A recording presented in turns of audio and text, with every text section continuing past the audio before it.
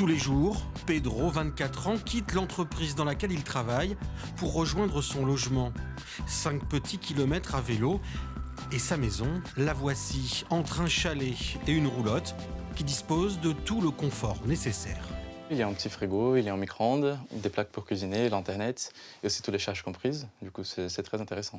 Depuis le mois de février, l'élève ingénieur en alternance bénéficie de cet hébergement pour une durée maximum de 2 ans. Il a rempli tous les critères, comme l'âge, mais surtout être dans une démarche professionnelle. Une aubaine, car sans emploi, pas de logement, et sans logement, pas d'emploi. J'avais déjà l'alternance ici. Et c'est dès là que j'ai commencé à chercher un logement dans la région. Comme je n'ai pas en voiture ni les permis pour l'instant, j'ai dû trouver quelque chose d'assez proche du travail pour que je puisse aller soit en vélo, comme c'est le cas, ou à pied. Avec les aides au logement, le jeune homme paie un loyer de 90 € pour cette habitation, communément appelée une tiny house, une maison de 15 mètres carrés en bois et sur roue qui peut donc être déplacée. Mise en place et gérée par l'association Charente Habitat Jeunes, le but est de faciliter l'emploi en milieu rural.